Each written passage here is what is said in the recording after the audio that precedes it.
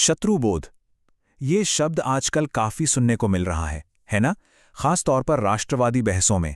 तो आखिर इसका असली मतलब क्या है? क्या ये सिर्फ एक शब्द है? नहीं, ये दरअसल एक पूरा वैचारिक ढांचा है जो सभ्यता की रक्षा की बात करता है।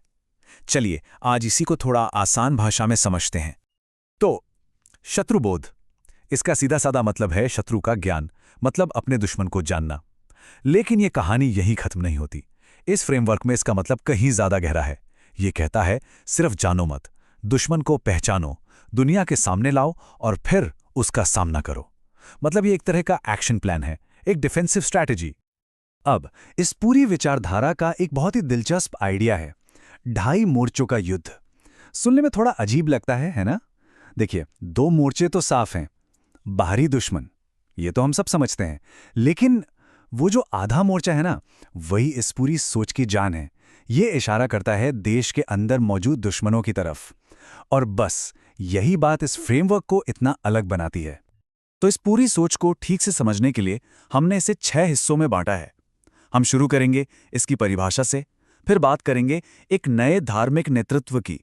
हम ये भी देखेंगे कि कैसे इतिहास, हमारी संस्कृति और हाँ, यहाँ तक कि अदालतें भी एक तरह का बैटल ग्राउंड बन गई हैं। और सबसे आखिर में हम उस फिलॉसफी ऑफ पावर को समझने की कोशिश करेंगे जो इन सब धागों को एक साथ जोड़ती है। चलिए, तो सबसे पहले बात करते हैं लीडरशिप की। इस फ्रेमवर्क का मानना है कि भाई देखो, सिर्फ पॉलिटिकल लीडरशिप से अब काम नहीं चलेगा। देश को चाहिए एक धार्मिक नेतृत्व, और ये अपने आप में एक बहुत बड़ा शिफ्ट है सोचने के तरीके में। तो सवाल उठता है कि ये धार्मिक नेतृत्व आखिर दिखता कैसा है? जो सोर्स मटेरियल है उसके मुताबिक नरेंद्र मोदी तो वर्तमान नेता हैं ही, लेकिन भविष्य के चेहरों के तौर पर 2 नाम उभर कर आते हैं, योगी आदित्यनाथ और हिमंता बिस्वा शर्मा। अब सवाल है, यही क्यों? जवाब है पॉलिटिकल इस्लाम जैसे मुद्दों पर इनकी बेबाक और सख्त पोजीशन। खासकर जो योगी आदित्यनाथ का बुलडोजर मॉडल है, उसे एक निर्णायक एक्शन के तौर पर देखा जाता है, एक ताकत की तरह। अच्छा, लीडरशिप के बाद जो दूसरा सबसे बड़ा बैटल ग्राउंड है वो है इतिहास। जी हां, हिस्ट्री। इस फ्रेमवर्क का मानना है कि असली लड़ाई सरहदों पर नहीं, बल्कि हमारी किताबों और क्लासरूम्स में लड़ी जा रही है। एक लड़ाई अपने नैरेटिव को, अपनी कहानी को वापस पाने की। सोर्स मटेरियल के मुताबिक ये कहानी काफी पुरानी है। कहा जाता है कि भारतीय इतिहास को तोड़ने मरोड़ने का सिलसिला सदियों से चला आ रहा है। इसकी शुरुआत होती है मान लीजिए 1817 में जेम्स मिल जैसे ब्रिटिश हिस्टोरियन से। फिर जब देश आज़ाद हुआ तो जो राष्ट्रवादी इतिहासकार थे उन्हें साइडलाइन कर दिया गया, और फिर दौर आया मार्क्सवादी इतिहासकारों का, जिन पर यह आरोप है कि उन्होंने मुगल काल के अत्याचारों के धार्मिक एंगल को छिपाया और उसे सिर्फ एक आर्थिक लड़ाई बना दिया। तो अगर हम इसे समेटें तो इतिहास को लेकर 4 बड़ी शिकायतें हैं। पहली कि कॉलोनियल इतिहास ने हमें एक इन्फीरियरिटी कॉम्प्लेक्स दिया। दूसरी, आज़ादी के बाद राष्ट्रवादी आवाज़ों को दबा दिया गया। तीसरी, मुगल काल की क्रूरता को छुपाया गया। और चौथी कि सिर्फ इतिहास ही नहीं, भाषा के जरिए भी हमारी संस्कृति पर चोट की गई। इतिहास की लड़ाई से अब हम आते हैं तीसरे मोर्चे पर, संस्कृति। और यहां बैटल ग्राउंड एकदम मॉडर्न है। मीडिया, बॉलीवुड, इंटरनेट, इस नजरिए से ये सब आज के कुरुक्षेत्र हैं, जहां नैरेटिव की यानी कि विचारों और कहानियों की जंग छिड़ी हुई है। और ये लड़ाई कितनी सीरियस है, ये बात इस एक लाइन से साफ हो जाती है। नैरेटिव युद्ध सैन्य शक्ति से भी अधिक गंभीर खतरा है।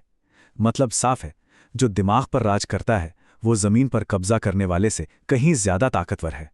इसीलिए आइडियाज की इस जंग को असली हथियारों की जंग से भी बड़ा खतरा माना गया है। और ये चिंता सिर्फ कहने भर की नहीं है, इसकी गहराई का अंदाजा उन शब्दों से लगता है जो इस्तेमाल हो रहे हैं। सोर्स मटेरियल में OTT प्लेटफॉर्म्स और कुछ तरह का ऑनलाइन कंटेंट बनाने वालों के लिए सांस्कृतिक आतंकवादी जैसे शब्द इस्तेमाल किए गए हैं। सोचिए, आतंकवादी, ये दिखाता है कि इसे सिर्फ एंटरटेनमेंट नहीं बल्कि एक सीधा हमला माना जा रहा है। और यहाँ एक बहुत जरूरी बात समझनी होगी, खतरों की एक लिस्ट बनाई गई है, एक हायरार्की। और इस फ्रेमवर्क के हिसाब से सबसे बड़ा खतरा न तो करप्शन है, ना ही कोई बाहरी दुश्मन। सबसे बड़ा खतरा है सांस्कृतिक पतन। इसे एक एग्जिस्टेंशियल थ्रेट यानी अस्तित्व का संकट माना जाता है, सबसे ऊपर। चलिए अब चलते हैं चौथे मोर्चे की तरफ, और वो है अदालतें। यहां एक टर्म आता है लॉफेयर, मतलब कानून का इस्तेमाल एक हथियार की तरह करना। आइडिया यह है कि आज की वैचारिक लड़ाई अब सड़कों पर उतनी नहीं जितनी कोर्टरूम के अंदर लड़ी जा रही है। तो जुडिशरी के साथ इस विचारधारा का रिश्ता थोड़ा कॉम्प्लिकेटेड है, कह सकते हैं खट्टा मीठा। जैसे जब ज्ञानवापी के व्यास तहखाने में पूजा की इजाज़त मिली तो वो एक बहुत मीठा अनुभव था, एक बड़ी जीत। लेकिन वहीं दूसरी तरफ जब ज्ञानवापी या मथुरा जैसी जगहों पर सर्वे पर रोक लगती है तो वही अनुभव खट्टा हो जाता है। मतलब एक ही सिस्टम से उम्मीद भी है और निराशा भी।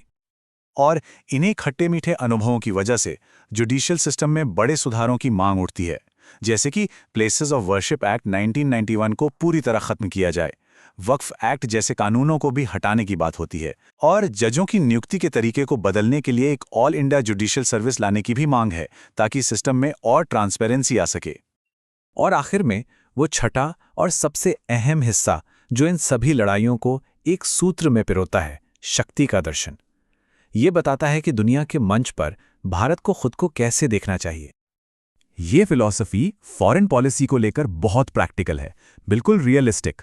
इसका कहना है कि भारत को अपनी गुड बॉय इमेज से बाहर निकलना होगा। सीधी सी बात है, दुनिया में न कोई परमानेंट दोस्त है, न कोई परमानेंट दुश्मन। जो परमानेंट है वो है सिर्फ देश का हित, नेशनल इंटरेस्ट। और इस पूरी फिलॉसफी का निचोड़ इस एक लाइन में है। भू राजनीति का मूल सिद्धांत डर है, न कि वसुधैव कुटुंबकम। मतलब ये पूरी दुनिया एक परिवार है वाले विचार को एक तरफ रखता है और कहता है कि जियोपॉलिटिक्स का असली इंजन डर है, प्यार या भाईचारा नहीं। हाँ, लेकिन इसका मतलब सिर्फ दुश्मनों को डराना भर नहीं है। असल लक्ष्य है एक ऐसी पावर बनना जिसे दोस्त भी समीह करें और दुश्मन भी, दोनों में एक खौफ हो, क्योंकि इस सोच के मुताबिक असली सम्मान ताकत से ही आता है, उस क्षमता से कि आप डर पैदा कर सकते हैं। तो फिर इस पूरी प्रक्रिया का एंड गेम क्या है? सोर्स मटेरियल के मुताबिक दुश्मन को जानना यानी शत्रुबोध तो बस पहला स्टेप है। जो अल्टीमेट गोल है वो है शत्रुवध यानी दुश्मन का खात्मा। ये शब्द इस विचारधारा के अंतिम लक्ष्य को एकदम क्रिस्टल क्लियर कर देते हैं। तो ये सब समझने के बाद एक बड़ा सवाल हमारे सामने खड़ा होता है। जब कोई सिविलाइजेशन अपने दुश्मनों को सिर्फ सरहदों के पार ही नहीं बल्कि अपने ही समाज के अंदर, अपने ही लोगों के बीच देखने लगे, तो फिर उस सिविलाइजेशन के भविष्य का क्या, उसकी एकता का, उसकी पहचान का क्या होगा? ये एक ऐसा सवाल है जो सोचने पर मजबूर करता है, और इसका जवाब शायद इतना सीधा नहीं है।